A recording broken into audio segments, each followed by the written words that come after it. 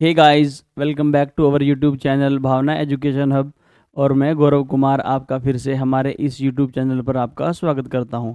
और जैसे कि हम यूपीएससी सी सेट के लिए नंबर सिस्टम पढ़ रहे थे और उसका सबसे important chapter classification of numbers, संख्याओं का वर्गीकरण, जिसमें हमें लगभग 100 के लगभग सवाल करने थे, वो हमने स्टार्ट किया हुआ था।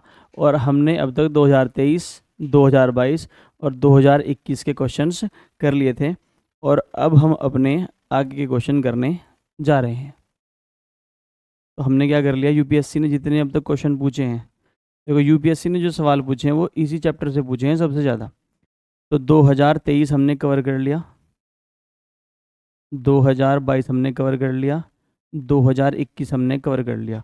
और इनके सारे बेहतरीन सवाल जो यूपीएससी ने पूछे हैं वो, और हमने खुद के जो क्वेश्चन बनाए हुए हैं इसी पैटर्न पर, वो सारे के सारे डिस्कस कर लिए हैं। और आज हम करेंगे सन 2020 के questions discuss. Let p q r and s be natural number such that p minus 2016 is equal to q plus 2017 is equal to r minus 2018 is equal to s plus 2019। Which one of the following is the largest natural number. प्यारे बच्चों, इस सवाल की आज आपको ऐसी trick बताऊंगा कि आप बिना पेन और पेपर के क्वेश्चन सॉल्व कर सकते हैं। वो कैसे, देखिए। इसने कहा है कि जो p माइनस 2016 किसके बराबर है, q प्लस 2017 किसके बराबर है, r माइनस 2018 किसके बराबर है, s प्लस 2019। ये आपस में क्या है, बराबर। हमें बताना है कि p, q, r और s में से सबसे बड़ा कौन है। तो हम इनको 0 के बराबर मान लेते हैं कि हर एक नंबर किसके बराबर है, 0 के। अगर p माइनस 2016 मेरा 0 के बराबर है तो p की वैल्यू कितनी आ जाएगी मेरे पास, 2016। अगर q प्लस 2017 0 के बराबर हो तो q की वैल्यू आ जाएगी 2017 नेगेटिव का। अगर r माइनस 2018 मेरा 0 के बराबर है तो r की वैल्यू कितनी आ जाएगी मेरे पास, 2018। और s प्लस 2019 अगर 0 के बराबर है तो s की वैल्यू कितनी आएगी, माइनस का 2019। तो आप साफ साफ बता सकते हैं कि सबसे बड़ा नंबर इसमें क्या दिख रहा है, r। r क्या हो जाएगा इसका आंसर। और मात्र देखते ही क्वेश्चन आप कैसे सोल्व कर सकते हैं ये, जो नेगेटिव में सबसे छोटा बड़ा होगा, जो नेगेटिव में सबसे बड़ा होगा वही नंबर क्या होगा आपका, हमेशा बड़ा होगा। अगर पूछना हो कि सबसे छोटा नंबर कौन सा होगा, तो सबसे छोटा नंबर वही होगा जो प्लस में यहाँ पर सबसे बड़ा होगा। नेक्स्ट, सेम ही सवाल है।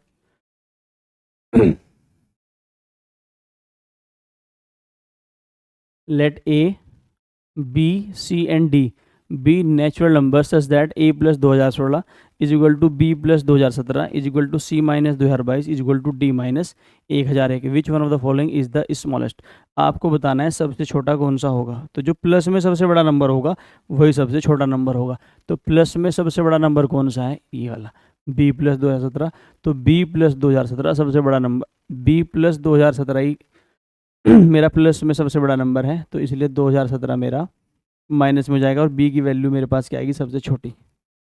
आप मात्र 2-3 सेकंड में इसका आंसर दे सकते हैं। कैसे, अगर ये पूछता कि सबसे बड़ा नंबर कौन सा है तो जो नेगेटिव में सबसे बड़ा होगा वही बड़ा होगा। यहाँ से c की वैल्यू 2022 हो जाएगी। अगर पूछा कि सबसे छोटा नंबर कौन सा होगा तो जो प्लस में सबसे बड़ा होगा, प्लस में जो सबसे बड़ा होगा वही मेरा नंबर सबसे छोटा होगा। क्योंकि यहाँ पर b प्लस 2017 मेरा 0 होगा तो b की वैल्यू कितनी हो जाएगी, माइनस 2017। जैसे कि इसमें था, मुझे बताना था कि सबसे बड़ा कौन सा है, तो नेगेटिव में जो सबसे बड़ा था, नेगेटिव में सबसे बड़ा कौन सा था, 2018। तो ये मेरा क्या था, सबसे बड़ा नंबर था। तो r मेरा इसमें लार्जेस्ट था। और इसमें क्या बताना है कि हमें सबसे छोटा कौन सा है, तो प्लस में जो सबसे बड़ा होगा, प्लस में सबसे बड़ा कौन है, b प्लस 2017, वही मेरा नंबर क्या होगा, सबसे छोटा। तो b क्या हो जाएगा इसका answer. Next, one page is torn from a booklet whose page are numbered in usual manner starting from the first page as number 1. The sum of the numbers on the remaining pages is 195। The tone page contain which of the following numbers. एक पुस्तिका से एक पृष्ठ फाड़ा गया जिसके पृष्ठों को सामान्य तरीके से क्रमांकित किया गया। जो पहले पृष्ठ से शुरू होकर क्रमांक एक शेष पृष्ठों पर की संख्याओं का योग 195 है। फटे हुए पृष्ठ में निम्नलिखित में से कौन सी संख्याएं हैं। एक बार सवाल मैं आपको बोल के समझा देता हूँ। सवाल यह है, आपके पास कोई किताब है और किताब पर पेज नंबर ले होते हैं 1, फिर उसके पीछे 2, फिर 3, फिर पीछे 4, फिर 5, फिर पीछे 6। तो ऐसे आपके पास पेजेस हैं। आपने बीच में से एक पेज उखाड़ लिया जैसे आपने बीच में से पेज उखाड़ा और आपने बचे हुए पेजों पे जो नंबर्स दे रखे हैं वो काउंट करें तो आपके पास कितना है 195। देखो जो पेज होंगे वो 1 भी होगा लिखा हुआ पेज पर, 2 भी होगा, 3 भी होगा, 4 भी होगा। ऐसे करते करते कहाँ तक होंगे n तक। n क्या होगा मेरा आखिरी का पेज। आखिरी के पेज पे जो लिखा नंबर है वही क्या है मेरा n। तो इन बीच में से कोई एक पेज फाड़ा गया है, उस पेज पर 2 नंबर होंगे क्योंकि कोई भी पेज होगा। अगर मान लो मैं एक पेज फाड़ता हूँ जिस पे इधर 20 लिखा है तो उस तरफ क्या लिखा रहेगा उस पर 21। यानी आप जो भी पेज फाड़ोगे उसमें से 2 नंबर आपके गायब हो जाएंगे। और जो बचे हुए नंबर, बचे हुए पेजों पर जो नंबर है उनका सम कितना है 195। तो अगर मैं इसको ऐड करता हूँ n + 1/2, ये मेरी क्या है प्राकृतिक संख्याएं हैं क्योंकि 1 से शुरू है। तो इनका जो योग होगा वो होगा n + 1/2।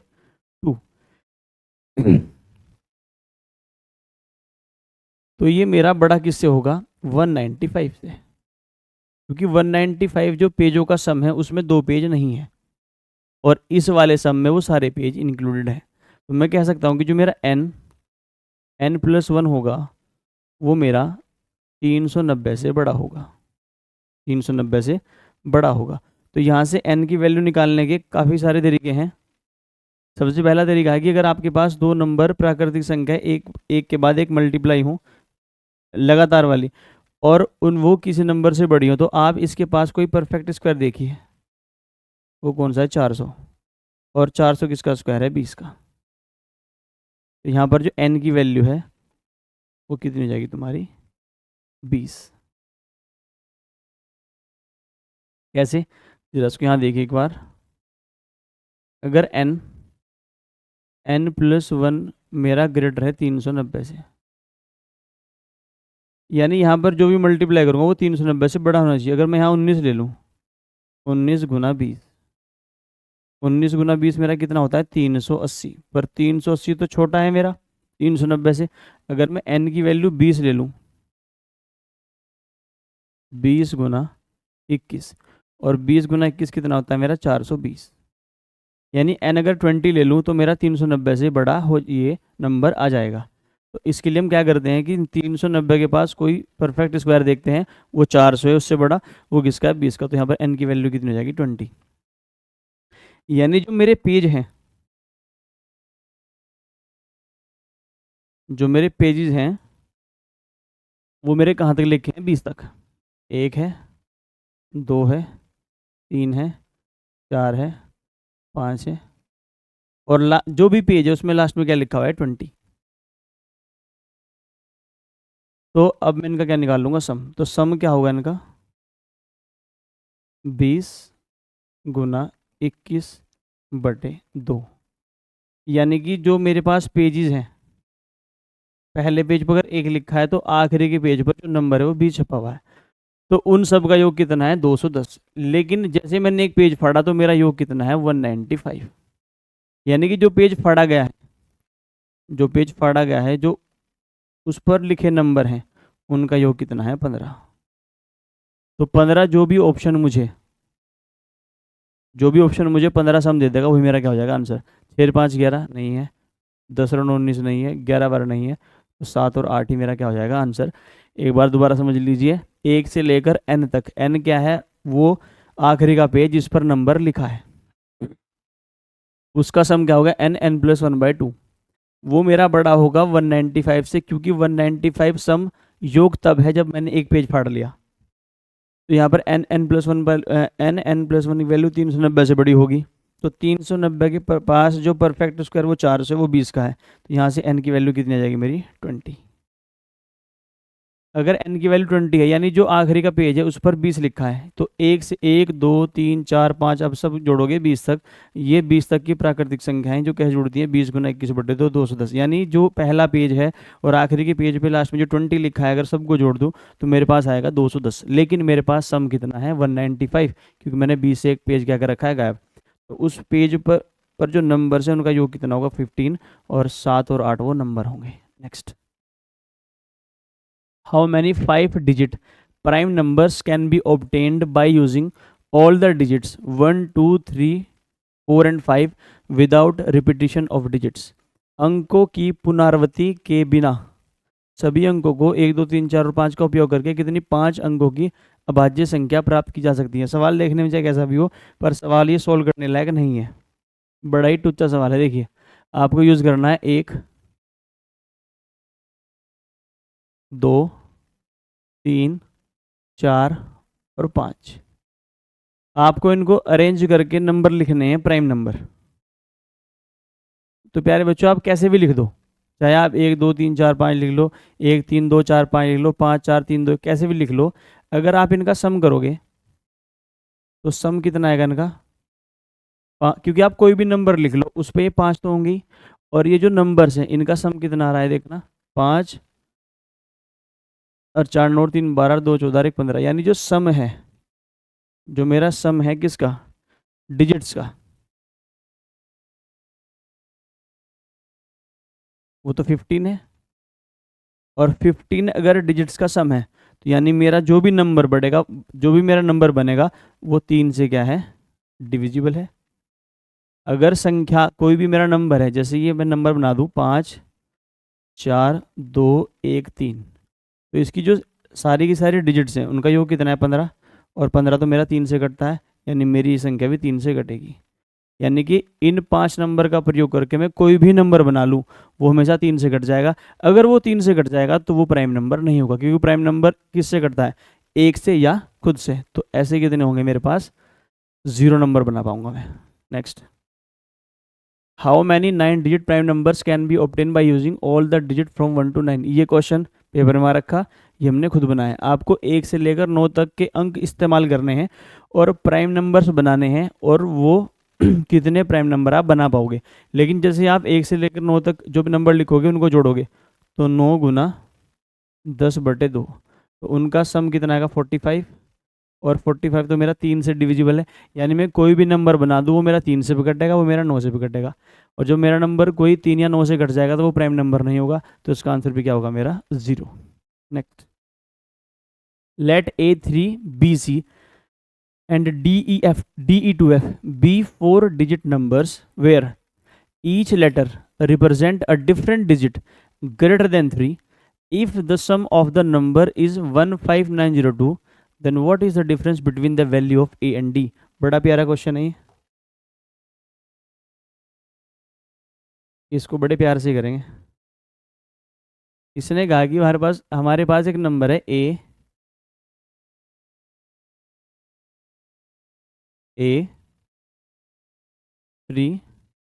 B और C, थोड़ा बड़ा लिखते हैं इसको, A3 B और C।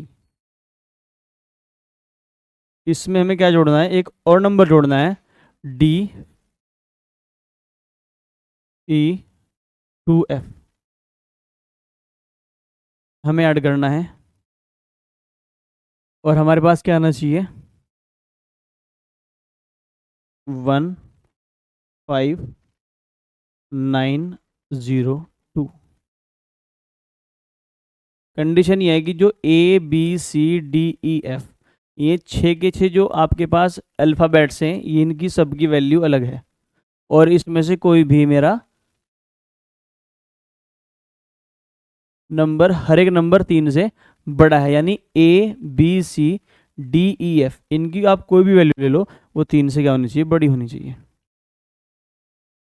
तो सबसे पहले क्या करते हैं, C की सबसे बड़ी वैल्यू लेते हैं। अगर मैं C को 9 ले लूँ तो 9 में क्या जोड़ू, जो लास्ट में 2 आए, तो मुझे F कितना जोड़ना पड़ेगा 3, पर मैं F3 नहीं ले सकता क्योंकि पहले 3 यहाँ पर आया हुआ है। तो मेरे पास क्या ऑप्शन बचेगा कि मैं सी ले लेता हूँ 8। जैसे मैं सी को 8 लूँगा तो मुझे एफ कितना लेना पड़ेगा 4, क्योंकि 8 और 4 क्या हो जाएंगे मेरे पास 12। तो यहाँ पर कैरी 1 लेना पड़ेगा। तो 2 और 1 3, तो बी की वैल्यू क्या हो जो 0 है। तो 2 और 1 3, अगर बी 7 हो तो 7 और 3 10 हो जाएंगे, यानी बी कह सकता हूँ मैं, बी कितना हो जाएगा मेरा 7। और जो वैल्यू मैं ले चुका हूँ उनको मैं कर दूंगा एक बार सर्कल। बी मेरा कितना आ चुका है 7, 7 और 1 8 और 2 10, तो कैरी कितना चढ़ जाएगा फिर प्लस का 1। तो यहाँ पर 3 और 1 4, 4 में ऐसा क्या जोड़े जो 9 आ जाए, तो ई की वैल्यू कितनी आ गई यहाँ से 5।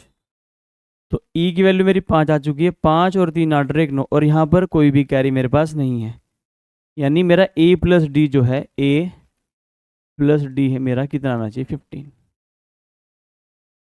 और मैं जो नंबर इस्तेमाल कर चुका हूँ, मैं 4 भी इस्तेमाल कर मैं 4 इस्तेमाल कर चुका हूँ, 8 इस्तेमाल कर चुका हूँ, 7 भी कर चुका हूँ, 3 भी कर चुका हूँ, 2 भी कर चुका हूँ, 5 भी कर चुका हूँ। और मुझे जो नंबर यूज करने हैं वो 3 से बड़े करने हैं, तो मेरे पास सिर्फ 2 नंबर बचे हैं, एक तो 6 बचा है और एक 9 बचा है। और 6 और 9 मिलकर मुझे क्या बना देंगे 15, पर मुझे क्या बताना है ए और डी का अंतर। तो इन दोनों का अंतर कितना आएगा मेरे पास 3, क्योंकि अगर आप 9 में से 6 घटाओगे तो कितना आएगा 3, और 6 में से अगर 9 घटाओगे तब भी कितना आएगा, क्योंकि मुझे क्या लेना है सिर्फ अंतर। तो ए अगर यहाँ पर 9 है तो डी कितना है मेरा 6, 9 और 6 15, तब भी अंतर 3 है। अगर ए मेरा 6 है और डी मेरा 9 है तब भी अंतर कितना है मेरा 3 है। तो इसका आंसर क्या हो जाएगा 3। नेक्स्ट सेम क्वेश्चन उसी पैटर्न पर, ये आप खुद से ट्राई करोगे, as it is same question है, ये आप खुद से ट्राई करोगे। Next, how many pairs of natural numbers are there such that the difference of whose squares is 63। प्राकृतिक संख्याओं के ऐसे कितने जोड़े हैं जिनके वर्गों का अंतर 63 है। देखो एक नंबर मान लेते हैं हम x, और एक नंबर मान लेते हैं y। इसने कहा जो इनके वर्गों का अंतर है, यानी x square minus y square, वो कितना है 63 है। तो हमें बताना है कि x और y के ऐसे कितने पेयर बनेंगे, यानी x और y कितनी वैल्यू लेने वाले हैं। तो ये यहाँ पर है क्या, ये है आपके पास a square minus b square, इसको आप लिख सकते हैं x प्लस वाई और x minus y is equal to 63। यानी आपको 2 नंबर मल्टीप्लाई करने हैं और उनके पास, उनको मल्टीप्लाई करने के लिए आपके पास, उनको मल्टीप्लाई करने के बाद आपके पास क्या आना चाहिए 63। तो अगर आप 63 के फैक्टर कर दो, देखो 1 गुना 63, तो x प्लस वाई की वैल्यू अगर 63 होगी, अगर मेरा x प्लस वाई की वैल्यू 63 हो जाएगी, तो x माइनस वाई की वैल्यू कितनी हो जाएगी 1। x माइनस वाई कितना हो जाएगा मेरा 1। तो यहाँ से मैं अगर मुझे x निकालना हो तो मैं जोड़ के हाफ कर दूंगा, 63 और 64 का आधा कितना होता है 32। अगर मुझे y निकालना हो तो मैं घटा के आधा कर दूंगा 31, यानी एक पेयर तो मुझे मिल गया x और y का। अगर मैं इसका अगला फैक्टर देखूं, अगला फैक्टर क्या होगा इसका, यहाँ 3 हो सकता है, यहाँ 21 हो सकता है। तो जब x प्लस वाई मेरा मुझे ये नहीं बताना कि फैक्टर क्या होंगे, मुझे बताना कि पेयर कितनी बनेगी।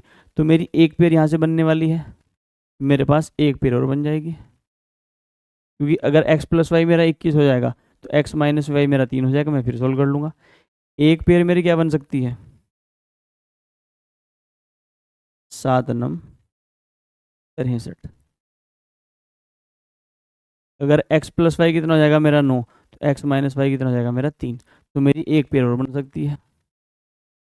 क्या मेरी कोई और पेयर बन सकती है 63? अगर यहाँ पर 9 तो रिवर्स हो जाएंगे, अगर ये 9 होगा ये 7 होगा, यानी सिर्फ मेरे कितने पॉसिबल पेयर पॉसिबल हैं 3, मेरा और कोई पेयर पॉसिबल नहीं है।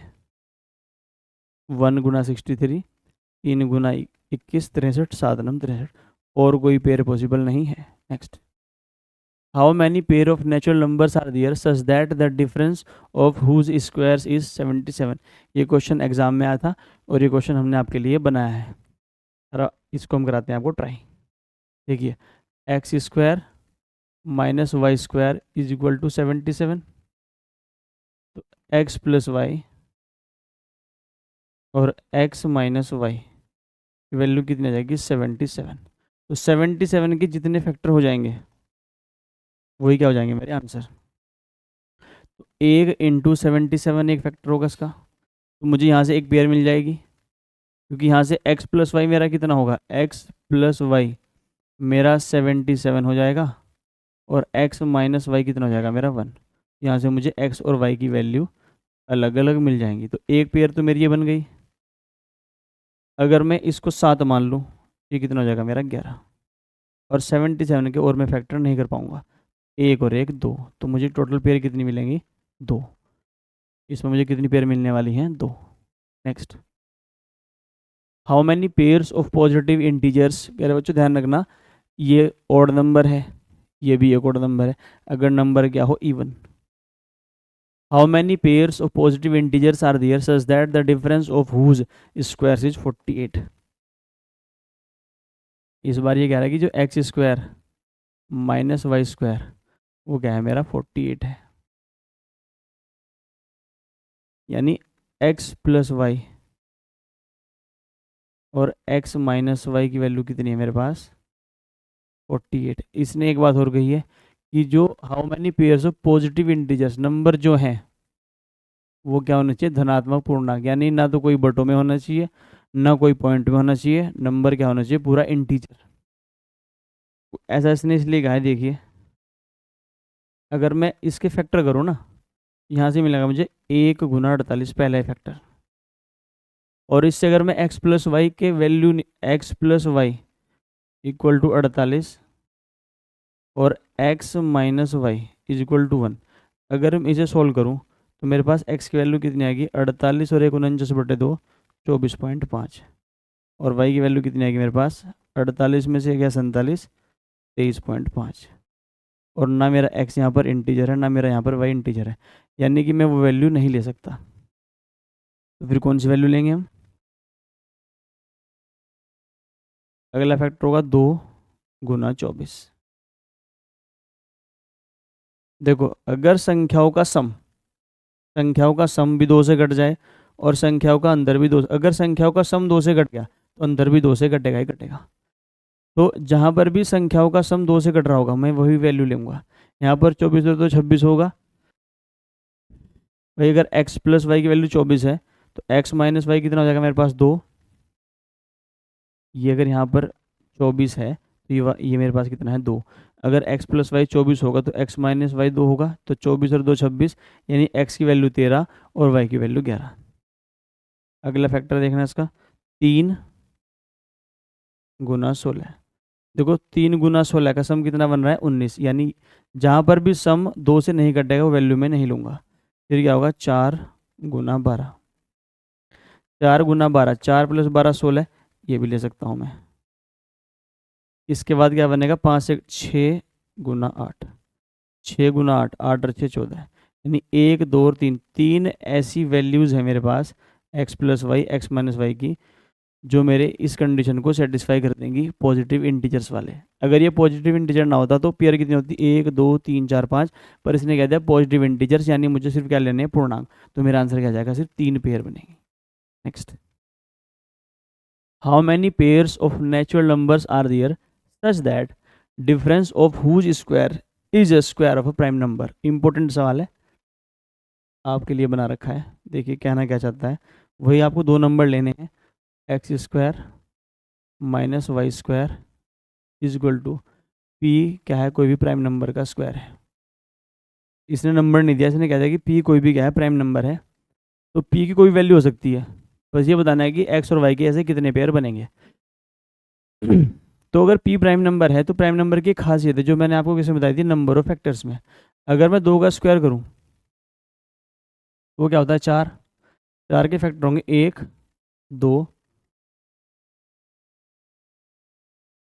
1, 2 और 4। 3 भी प्राइम नंबर है। 3 का स्क्वायर होता है 9, 9 के फैक्टर 1, 3 और 9। 5 भी मेरा क्या है, एक प्राइम नंबर है। 25,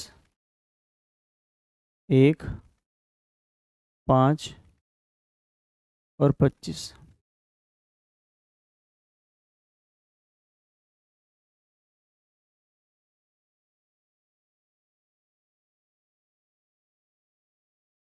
सात भी मेरा क्या है, एक प्राइम नंबर है।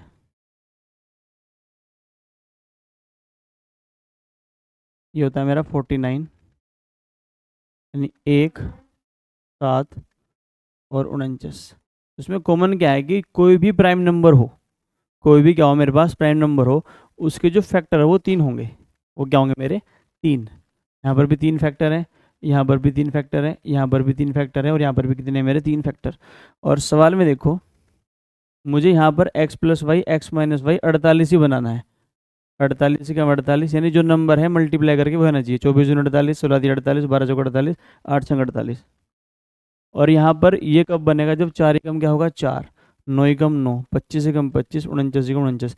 यानी मैं सिर्फ एक ही पेयर उठा सकता हूँ। यानी मैं लिख सकता हूँ, अगर मैं यहाँ पर p को 2 मान लूँ तो मैं x प्लस वाई और x minus y equal to 4 हो जाएगा मेरे पास।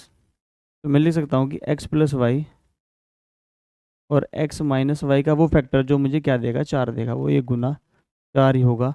तो मैं यहाँ से कह सकता हूँ कि x प्लस वाई की वैल्यू कितनी हो जाएगी मेरे पास, 4, और x माइनस वाई की वैल्यू कितनी हो जाएगी मेरे पास, 1। x की वैल्यू कितनी आ गई मेरे पास, 2.5, और y की वैल्यू कितनी आ गई मेरे पास, 1.5। तो मुझे सिर्फ हर बार एक ही पेयर मिलेगी, चाहे मैं कोई प्राइम नंबर उठा लूँ। अगर मैं यहाँ से उठा लेता हूँ 3 उठा लूँ तो यहाँ पर 9 मिलेगा। अगर मैं उठा लूँ 3 तो x प्लस वाई और x माइनस वाई, इनका स्क्वायर कितना होगा 9, और 9 को लिख सकता हूँ मैं 9 गुना 1। यहाँ पर x प्लस वाई कितना हो जाएगा मेरे पास 9, और x माइनस वाई कितना हो जाएगा 1। यहाँ से भी मेरे पास सिर्फ एक ही पेयर आएगी, तो इसका आंसर होगा सिर्फ एक ही पेयर मिलेगी, प्राइम नंबर चाहे कोई भी हो। नेक्स्ट, और what value of n, the sum of the digits in the number 10 की पावर n प्लस 1 इज 2। आपके पास एक नंबर है n, एक x नंबर मान लेते हैं, वो है क्या, 10 की पावर n प्लस 1 की फॉर्म में है, और आपको यहाँ पर n की वैल्यूज रखनी है। उसके बाद जो यहाँ पर ये नंबर बनेगा उसकी डिजिट का सम क्या आना चाहिए, 2। तो अगर मैं पहला ऑप्शन चेक करूँ, for n is equal to 0, अगर मैं यहाँ पर n इक्वल टू 0 पुट कर दूँ, आपको पता है कि 10 की पावर 0 क्या होगा, 1, और 1 प्लस 1 कितना होता है मेरा, 2। यानी n इक्वल टू 0 पर तो ये मेरा सेटिस्फाई कर रहा है। फिर इसने कहा for any whole number n, n क्या हो, कोई भी एक पूर्ण संख्या हो। देखो 0 पूर्ण संख्या है आपकी। अगर मैं n इक्वल टू 1 ले लूँ, अगर मैं n इक्वल टू क्या ले लूँ, 1, तो 10 की पावर 1 और प्लस 1, 10 की पावर 1 10 होगा, 10 प्लस 1 कितना होगा मेरा, 11। अगर मैं 11 की डिजिट को जोड़ दूंगा तो मेरे पास कितना आएगा, 2। अगर मैं n इक्वल टू 3 ले लूँ, 2 ले लूँ, तो 10 की पावर 2 और प्लस 1, 100 प्लस 1, 101। अगर 101 की मैं डिजिट को जोड़ दूँ तो कितना आएगा, 2। यानी कि अगर मैं 0 से ले लूँ 1 2 3 n तक, तो मैं सारी की सारी वैल्यूज़ ले सकता हूँ। क्योंकि अगर मैं n इक्वल टू 3 रखूँगा तो यहाँ पर 1000 एक आ जाएगा, फिर 10,000 एक आ जाएगा, और जब यहाँ से तो मुझे 10,000, 1,00,000 ये मिलते जाएंगे। एक तो उसमें है और प्लस 1, यानी यहाँ पर हमेशा कितना आएगा, 2। अगर ये देखो for any positive integer n only, तो उसमें 0 नहीं आएगा, यानी ये वाला ऑप्शन तो कैंसिल हो गया, ये वाला भी ऑप्शन कैंसिल हो गया। इसने कहा for n equal to 0 only. फिर इसने कहा for any real number n, अगर ये कहते हैं कि for any real number n और n की वैल्यू में -1 ले लूँ, अगर मैं n क्या ले लूँ, -1, तो 10 की पावर -1 + 1, और 10 की पावर -1 1/10 और +1। तो यहाँ पर कभी भी मेरे पास इस नंबर का जो सम आएगा वो 2 नहीं आएगा, क्योंकि नंबर क्या है, फ्रैक्शन में। यानी मेरा पहला ऑप्शन एलिमिनेट, क्योंकि n = 0 पर सेटिस्फाई था, n = 1 पर भी सेटिस्फाई हो गया, पहला ऑप्शन खत्म हो गया। तीसरा ऑप्शन इसलिए खत्म हो गया, इसने कहा for any positive integer n only, क्योंकि 0 पर भी ये मेरा सेटिस्फाई कर रहा है। और चौथे वाला ऑप्शन इसलिए कैंसिल होगा कि मैं नेगेटिव वैल्यू नहीं ले सकता, कोई भी नेगेटिव वैल्यू लूंगा तो ये फ्रैक्शन में आ जाएगा। फ्रैक्शन में कभी भी मैं अंक के कोई भी नंबर के डिजिट का सम नहीं निकाल सकता। तो मेरे पास सिर्फ एक ही ऑप्शन बचेगा, क्योंकि मैंने अगर 0 से स्टार्ट करूँ, 1 2 3 4 5 6 n तक मेरी हर एक वैल्यू n की सेटिस्फाई करेगी। और ये क्या है, for any whole number n, यानी n कोई भी क्या हो सकती है, पूर्ण संख्या। Next, two statement S1 and S2 are given below with regard to two numbers followed by a question. Statement पहले कहती है their product is 21. Statement 2 their sum is 10. Question, what are the two numbers? Which one of the following is correct in respect of the statement and the question? प्यारे बच्चों, सवाल UPSC 2020 का है। हमारे typewriter लिखना भूल गए। यूपीएससी 2020 में ये प्रश्न आया था, और इसका एक आपको बहुत अच्छा तरीका, ट्रिक देंगे, जिसके बाद आप ये सवाल आसानी से बना सकते हैं। इसने कहा है कि S1 S2 मेरी नीचे टू स्टेटमेंट्स हैं, दो नंबर के बारे में है। वो जो दो नंबर हैं उनका प्रोडक्ट तो है 21, यानी अगर एक नंबर तो x मान लूँ मैं और एक मान लूँ y, तो x गुना y की वैल्यू कितनी है, 21 है। Two statements S1 and S2 are given below with regard to two numbers followed by a question.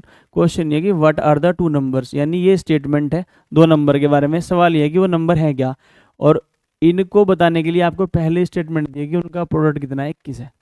तो दो संख्या में नहीं बता सकता जिनका प्रोडक्ट क्या हो, 21 हो, क्योंकि 21 मेरा क्या हो सकता है, 3 गुना 7 भी हो सकता है, 1 गुना 21 भी हो सकता है। 1 गुना 21 भी 21 होगा, 3 गुना 7 भी 21 होगा। यहाँ से मैं नहीं बता सकता। लेकिन दूसरी स्टेटमेंट क्या है कि x + y कितना है मेरा, 10। देखो, अगर आप हिट एंड ट्रायल से जाओ तो आपको साफ साफ दिख रहा है कि अगर x यहाँ पर 7 हो तो y कितना हो जाएगा मेरा, 3। तो 7 गुना 3 कितना हो जाएगा, 21। लेकिन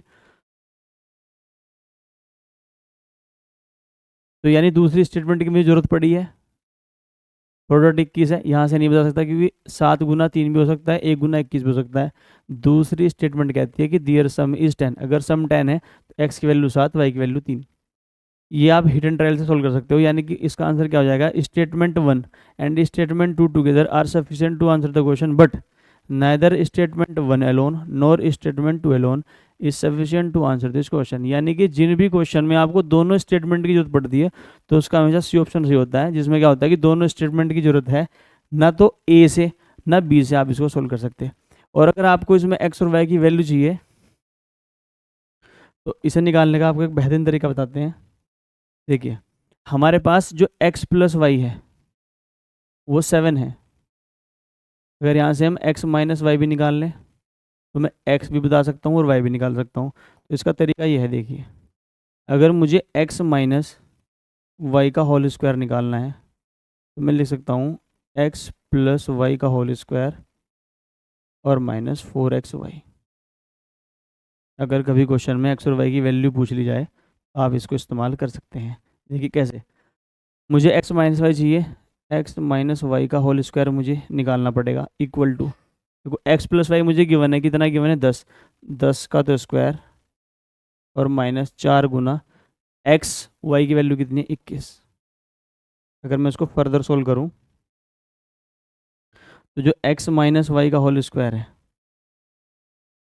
वो किसके बराबर हो जाएगा, 100 - 84, जो मेरा किसके बराबर होगा, 16 के। यानी x - y का होल स्क्वायर कितना हो जाएगा मेरा, 16 क्या होता है, 4 का स्क्वायर।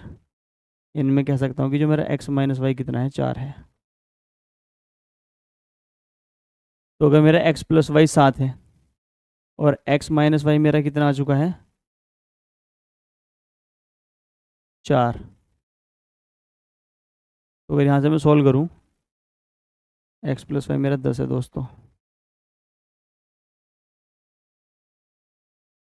और x माइनस वाई कितना है मेरा 4। अगर मैं इन दोनों को सोल्व करूँ, मैंने आपको भी बताया था कि अगर x प्लस वाई मेरा 10 है और x माइनस वाई कितना आ गया मेरा 4, तो अगर 10 और 4 14, 14 का अद्धा करोगे तो x कितना जाएगा मेरा 7, और 10 में से 4 घटाओगे कितना आएगा 6, 6 का हाफ करोगे तो 3। यानी कि अगर मेरे पास दोनों स्टेटमेंट है तो मैं हिट एंड ट्रायल से, पेपर में बचाना है टाइम, तो हिट एंड ट्रायल से सोच सकते हो कि भाई एक साथ होगा एक तीन होगा, यानी वैल्यू में निकाल सकता हूँ। लेकिन अगर आपको प्रॉपर मेथड चाहिए तो प्रॉपर मेथड ये है एक्स और वाई की वैल्यू को निकालने का, अगर कभी क्वेश्चन में एक्स और वाई की वैल्यू पूछ ली जाए तो। Next, find the value of a plus b minus c where a, b and c are single read prime numbers. Statement पहले कहती है कि देयर प्रोडक्ट इज 70। आपके पास तीन संख्या हैं, तीनों कैसी हैं, अभाज्य संख्या हैं। आपको बताना है a प्लस बी माइनस सी की वैल्यू। स्टेटमेंट पहली क्या है कि भाई उन सब का सम 70 है, देयर सम इज 14, और उनका सम कितना है 14। मेरे पास अभाज्य संख्याएं कितनी है, तीन है। a है, b है, c है, और सिंगल डिजिट की है, यानी 2 भी हो सकती है, 3 भी हो सकती है, 5 भी हो सकती है, और 7 भी हो सकती है। यानी ए 2 3 5 7 में से कुछ भी हो सकता है, बी 2 3 5 7 में से कुछ भी हो सकता है, सी 2 3 5 7 में से कुछ भी हो सकता है। पहले स्टेटमेंट देखते हैं कि हम अपना आंसर निकाल सकते हैं पहले स्टेटमेंट का यूज़ करके। There product is 70। देखो प्यारे बच्चों, अगर मैं 2 गुना 5 गुना 7 कर दूं, तो मुझे बताया 2 5 10 7 70 होता है। यानी बात तो सही है, प्रोडक्ट तो 70 आ सकता है। दूसरी स्टेटमेंट अगर यूज़ करूँ, सम, अगर मैं 2 + 5 + तो 14, यानी दोनों स्टेटमेंट मेरी सही है, लेकिन 3 का मैंने इस्तेमाल नहीं किया, यानी नंबर 3 तो मेरे पास नहीं है, 3 मेरे पास नहीं है। यानी मेरे पास 2 है, 5 है, 7 है, यानी ए मेरा 2 5 7, बी मेरा 2 5 7, और सी मेरा 2 5 7 में से कुछ भी हो सकता है। और मुझे अगर a प्लस बी प्लस सी बताना होता, अगर मुझे a प्लस बी प्लस सी बताना होता तो मुझे तीनों जोड़ने पड़ते, चाहे ये a होता, b होता, कुछ भी हो जाए, तो मुझे तो ये जोड़ने थे। लेकिन इसमें से मुझे सी माइनस करना है, यानी मुझे सी की वैल्यू पता होनी चाहिए। और इन दोनों स्टेटमेंट का इस्तेमाल करने के बाद भी मैं ये नहीं बता सकता कि ए कितना है, बी कितना है, और सी कितना है। बस इतना बता सकता हूँ कि उनका जो सम है वो तो 14 है, और प्रोडक्ट कितना है 70 है, और नंबर क्या है, एक तो 2 है, एक 5 है, एक 7 है। पर ये नहीं बता सकता कि कौन सा नंबर है, कि ए कितना है, बी कितना है, और सी कितना है। जब नहीं बता सकता तो ना तो मेरी स्टेटमेंट पहली काम आई, और ना मेरी स्टेटमेंट दूसरी काम आई। Both statement first and second two are not sufficient to answer the question. Next, two statement S1 and S2 are given below with regard to two numbers followed by a question. Statement first कहती है their product is 154। Statement two कहती है their sum is 3। Find the sum of these two numbers if one number is prime and other number is को prime. Which one of the following is correct in respect of the above statement and the question. प्यारा सवाल है। नीचे दो संख्याओं के संबंध में दो कथन S1 और S2 दिए गए हैं, जिनके बाद एक प्रश्न है। कथन पहला कहता है कि भाई उनका जो गुणनफल है वो कितना है, 154 है। आपके पास कोई दो संख्याएं हैं,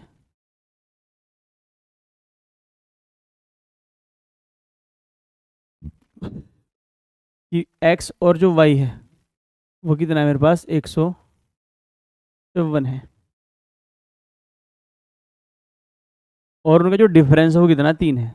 x माइनस वाई कितना है, मेरा 3 है। तो अगर आप इसको find the sum of these two number, आपको उन संख्याओं का सम बताना है, और उसने कहा कि इसमें से एक तो प्राइम है, ये दोनों जो संख्या होंगे इन दोनों का सम बताना है, यानी आपको बताना है x प्लस वाई। यही क्वेश्चन है, find the sum of these two numbers, x plus y बताना है। और इसने ये भी कहा कि एक तो प्राइम है, एक तो प्राइम है, और एक कैसा है, को प्राइम है।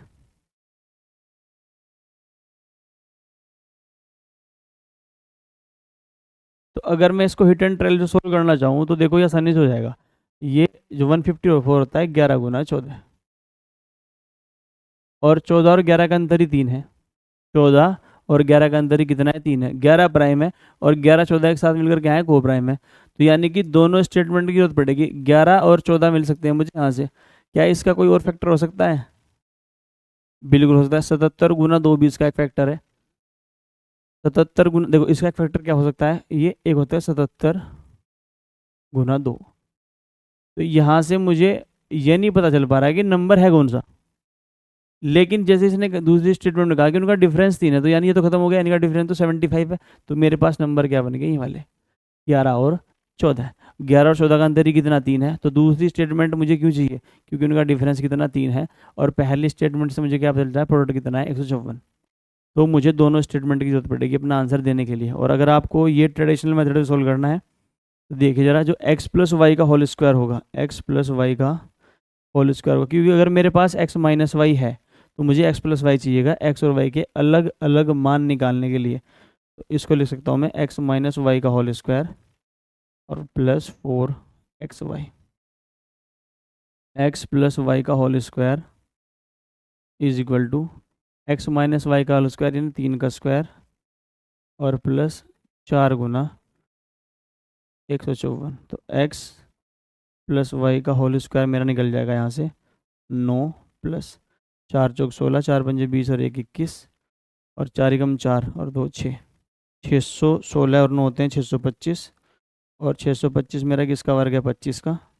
यानी मैं कह सकता हूँ कि जो मेरा x प्लस वाई है वो कितना है? मेरा 25 है। और मेरा x माइनस वाई कितना है? 3 है। तो अगर जोड़ के मैं इनको हाफ करूँगा तो x की वैल्यू कितनी आएगी? 24, 25 और 3 28 का आधा कितना आता है? 14। और y की वैल्यू कितनी आएगी? 11। यानी कि अगर मैं हिट एंड ट्रायल इस्तेमाल ना करूँ तो मैं निकाल सकता हूँ कि x प्लस वाई, एक्स की वैल्यू कितनी आएगी? 14 और y की वैल्यू कितनी आएगी? 11। क्योंकि मुझे ये कंडीशन भी सेटिस्फाई करनी है, if one number is prime and other number is को प्राइम। नहीं, मुझे नंबर निकालने ही पड़ेंगे। लेकिन अगर आपकी थोड़ी विजुअलाइजेशन पावर अच्छी है तो आप यहीं से निकाल सकते हो कि 154 के फैक्टर क्या होते हैं? 11 गुना 14। वरना मेथड ही है आपका, आप इससे भी इसको निकाल सकते हैं। तो जब मैंने ये इस्तेमाल किया तो मुझे पता चला कि मेरा x तो 14 है, y कितना है मेरा? 11। Next, two statements S1 and S2 are given below followed by a question.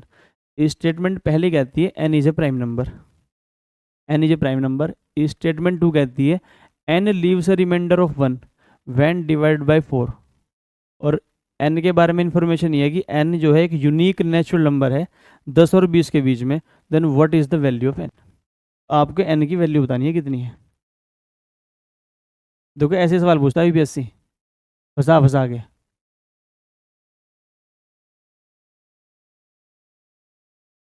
तो इस बार किसी को फंसना नहीं है।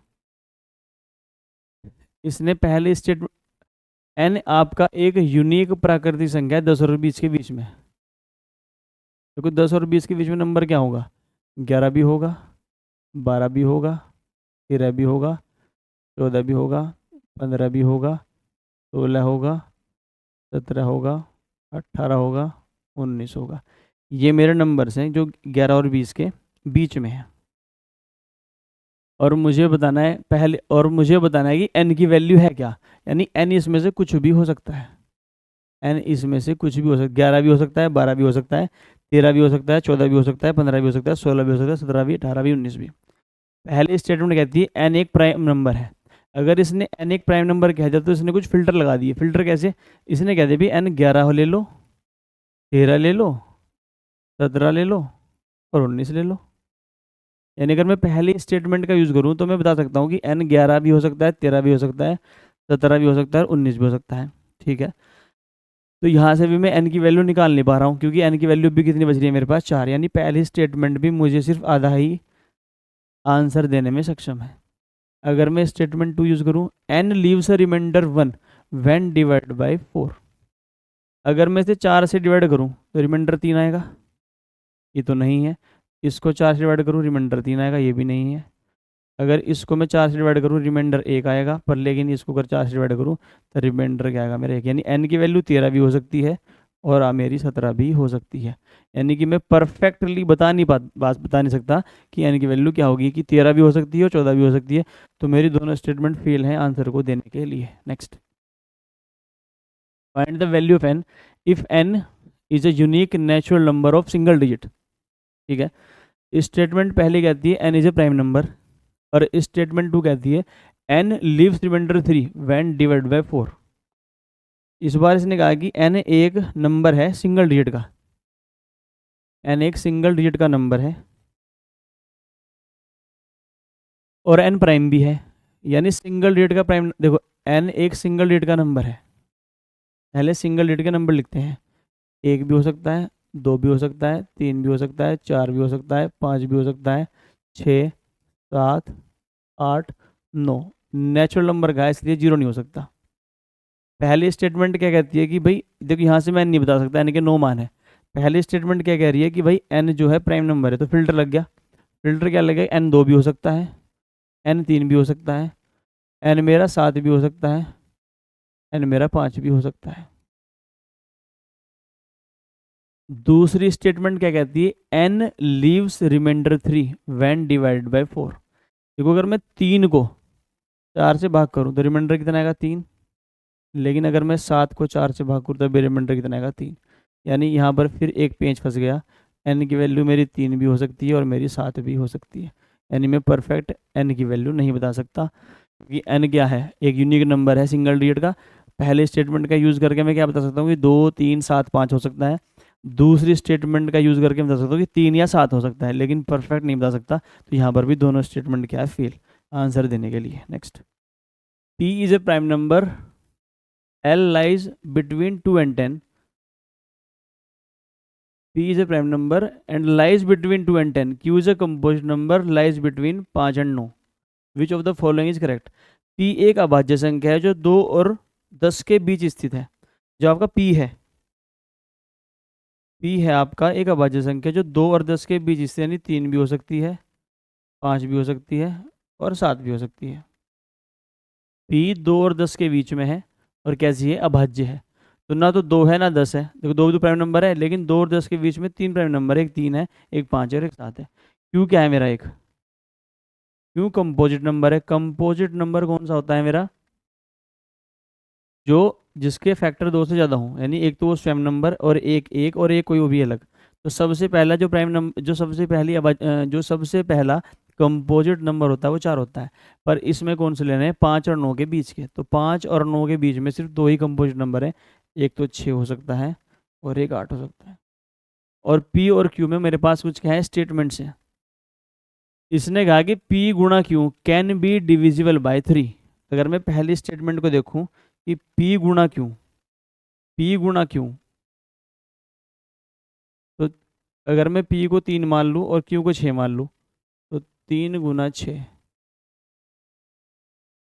तो बिल्कुल है। यानी पहली स्टेटमेंट तो मेरी सही है। और पहली कहाँ कहाँ है, पहले यहाँ पर भी है, पहले यहाँ पर भी है, यानी आंसर ये भी हो सकता है, ये भी हो सकता है, ये नहीं हो सकता। दूसरी स्टेटमेंट क्या कहती है, क्यू भाग P can be A prime number. अगर मैं क्यू को पी से भाग कर दूं, क्यू को पी से भाग कर दूं तो मेरे पास एक प्राइम नंबर आएगा। देखो क्यू है अगर मेरे पास, अगर मैं क्यू को छः मान लूँ और पी को मान लूँ तीन, और छः को अगर मैं तीन से भाग करूँगा तो मेरे पास दो आएगा, और दो क्या है, मेरी एक प्राइम नंबर। यानी मेरी स्टेटमेंट टू भी क्या है, सही है। तो फर्स्ट एंड सेकंड कहाँ पर है, ये खत्म हो चुकी है, क्योंकि सेकंड भी तो सही है। तो नन भी है, इसलिए सारी चेक करनी पड़ेगी। p minus Q will always be negative, p minus Q will always be negative.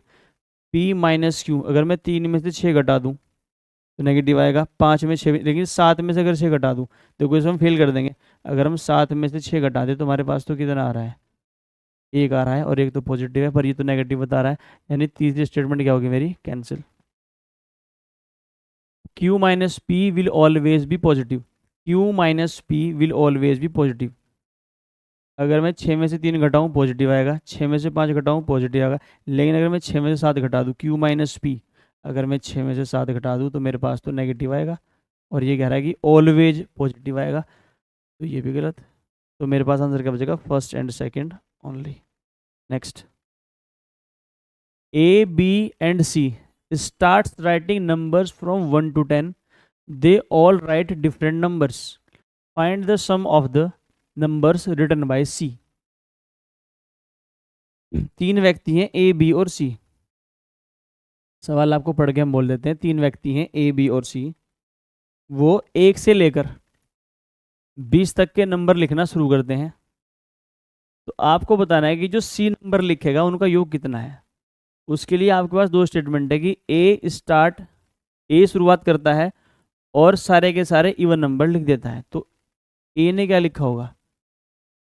A ने 2 लिखा होगा, 4 लिखा होगा, 6 लिखा होगा, 8 लिखा होगा, 10 लिखा होगा, 12 लिखा होगा, 14, 16, 18 और 20.